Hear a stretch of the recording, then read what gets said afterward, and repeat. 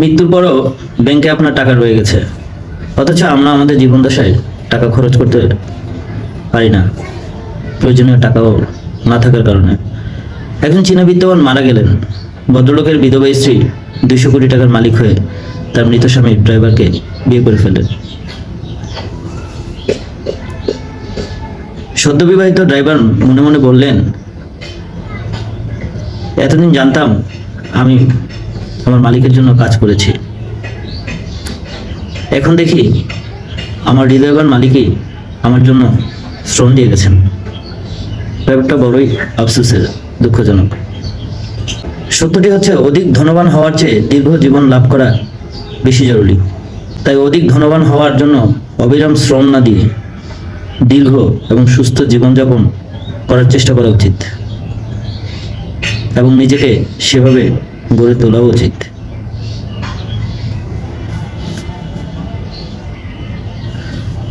আমাদের জীবনে নানা ঘটনাগুলা এই সত্যটি মর্মে মর্মে উপলব্ধি করা যায়।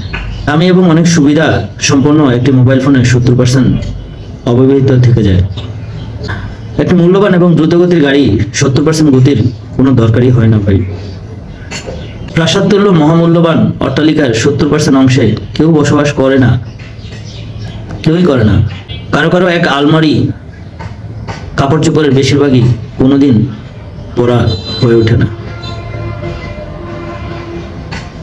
জীবনের পরিশ্রম লব্ধ অর্থে 70% আসলে অপরের জন্য।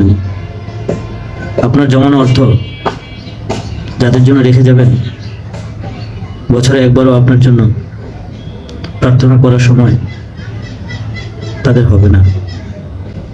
আচ্ছা, এত কিছু বললাম, এটার মূল কারণ করণীয় কি? করণীয় হলো, অসুস্থ না হলেও সুযোগ থাকলে আপনি মেডিকেল চেক আপ করুন। অতিরিক্ত দুশ্চিন্তা থেকে বিরত থাকুন। মানুষকে ক্ষমা সুন্দর দৃষ্টিতে দেখবেন, কখনো রাগ পুষে রাখবেন না। মনে রাখবেন, কেউই রকচাটা মানুষকে পছন্দ করে না, আড়ালে আবডালে পাগলা বলে ডাকে।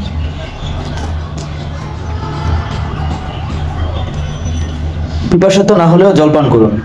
শরীরের কার্যক্রম স্বাভাবিক রাখতে এর বিকল্প নেই। সিদ্ধান্তটি সঠিক জেনেও কখনো কখনো ছাড় দিতে হয়।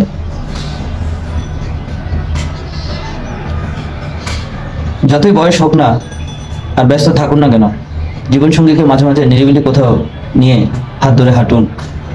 রেস্টুরেন্টে খেতে না পারলেও বাতন বা ঝালমুড়ি খাওয়ান, আর তাকে বুঝতে দিন সেই আপনার সবচেয়ে আপন, কারণ আপনার সব রকম দুঃসময় সেই পাশে থাকবে।